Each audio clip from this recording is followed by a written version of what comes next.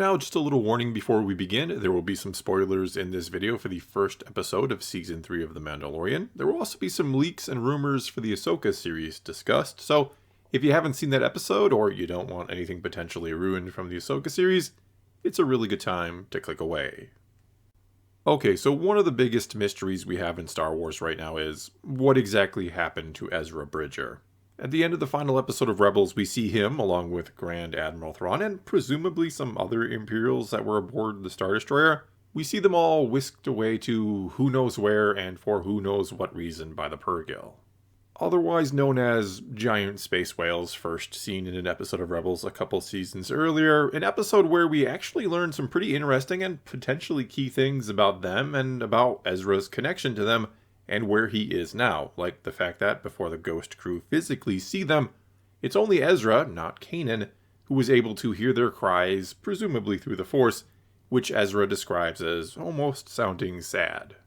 And it does make sense that Ezra, and not Kanan, would hear them, considering Ezra is shown on multiple occasions throughout the series to have a very strong connection or ability to connect to the living Force or living creatures, including the Purrgil. At one point during the first Purrgil episode, Ezra is even knocked off a platform and caught by one of these space whales. It retrieves his helmet for him so he can breathe, which clearly shows a pretty high level of intelligence there. At the same time, Ezra then has an experience when he's able to see what the Purrgil is thinking, which includes learning that them being at this gas-filled asteroid is but one step or stop on a much longer and grander journey for them to, well, probably to wherever Ezra is right now and has been for some time. It seems very likely that they, the Purrgil, needed him for something, and that at some point Ezra realizes this and makes what you could call a deal with them in that final episode, that they come and help at the Battle of Lothal, and in exchange he goes with them and again does something for them. And it seems pretty clear that wherever this place is that they go to, it's not somewhere the Purrgil returned from, otherwise it would stand to reason that after Ezra had helped them with whatever they needed, they'd simply return him home, right?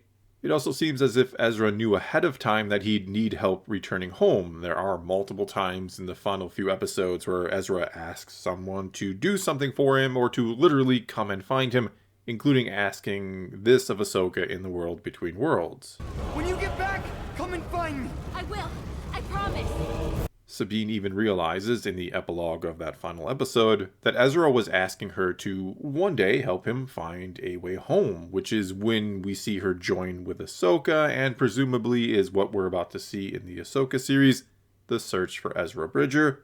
With Sabine even confirmed to be in that series, we're going to see these two try and track down Ezra and recover him from the, well, let's call it the journey's end place for the Purrgil that they don't return from. But the question is, how do you even begin to look for this mysterious place? Well, it seems that at some point and some way, that Thrawn has returned from this place. In Season 2 of The Mandalorian, we see Ahsoka questioning someone who apparently serves Thrawn about his current whereabouts, as if Ahsoka knows that he has returned from this place. It also seems likely that Thrawn is going to be the one behind the scenes and in charge of the Imperial remnants, and their plan to do something pretty big that the New Republic has yet to figure out, but is maybe starting to catch wind of, or at least Captain Teva is. There's something dangerous happening out there, and by the time it becomes big enough for you to act, it'll be too late. And this could be anything from trying to clone and bring back Palpatine to forming the First Order, to something else we can only guess at right now. Though all that said, there just might be another way to find Ezra and wherever this place the Purrgil took him to is. And do know that if you haven't heard already, there are leaks and rumors out there for the Ahsoka series that something called the New Beyond will be introduced, and that's where Ezra and Thrawn were taken to by the Purrgil, and thus would be this final destination of theirs as well that they seemingly don't come back from.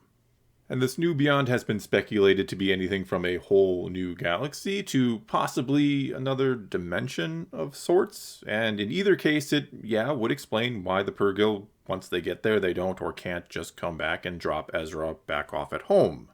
Though I think and almost hope that this New Beyond is something maybe not quite as elaborate as all that, and instead is just some hidden location in the unknown regions that is very, very difficult to locate or travel to for any number of reasons, keeping in mind that the unknown regions are not easy to traverse in the first place, that it's often referred to as the chaos because of many different spatial anomalies like black holes, gravity wells, and so on. All of which makes navigational computers extremely unreliable, meaning to fly through this rather large portion of space, it either requires shorter jumps, which take forever to plot and execute, or the aid of a force-sensitive person who can essentially course-correct around these anomalies in real time. And the ones who can do this for the Chiss Ascendancy are called Skywalkers, of all things. But anyway, going back to perhaps the other way to get to the new beyond, it could be that, much like Ezra, Grogu can hear and potentially connect with the Purrgil to learn more about where they're ultimately going and how to get there. In the latest episode of The Mandalorian, we even see Grogu notice them, maybe having heard them first, much like Ezra once did, and that this is more than just a cool tease for the upcoming Ahsoka series, but a clue about what's to come. And don't get me wrong, a part of me thinks and hopes that yes, this is nothing more than just a fun tease and a reminder that Ezra is out there and that the Ahsoka series is coming, and eventually they are going to look for him and presumably bring him home. Or most likely they're going to try to. Who knows what's happened to him in the last 10 years or so in universe since we saw him in Rebels. And what better way to get viewers who watch The Mandalorian and pretty much only care about The Mandalorian? As discussed before, I very much think this show has transcended Star Wars, that many who watch it have little or no care about anything else Star Wars. They're here for the adventures of Din and Grogu. Anyway, what better way to get viewers potentially vested in the Ahsoka series and this search for Ezra, a character they've never heard of and don't really care about, and not to mention the larger story of Star Wars in general, than to include Grogu in an episode or two of the Ahsoka series. It's not like they haven't done something like this before. And though, again, a part of me really doesn't want that to happen. A part of me would be okay with a nice long break from Grogu, which doesn't mean I hate the little green guy, but he doesn't need to be in everything all the time. But another part of me thinks this not only, yes, it does make sense for the story, and not only can it bring more viewers to the Ahsoka series, which I would like to see, the character deserves an audience, I think, but it's something that I wouldn't put past Disney, especially if you believe they may have encouraged John and Dave to return Grogu to Din Djarin a bit quicker than I think anyone expected, and they did it in a whole other show. Not to mention, as wrong as this might sound, but I think he is by far the most successful thing Disney Star Wars has created, in terms of marketability anyway, and sale potential. And they're going to milk him for all he's worth, let's be honest. Either way, I absolutely think that wherever Ezra has ended up is a place that, pretty obviously, it's a final stop for the Purrgil, and a place that's not easy to find. Though it would be interesting, assuming this new beyond is in the unknown regions, it'd be interesting if this place was found by the Grisk, and that's why they need Ezra's help, which could then also heavily connect to Thrawn.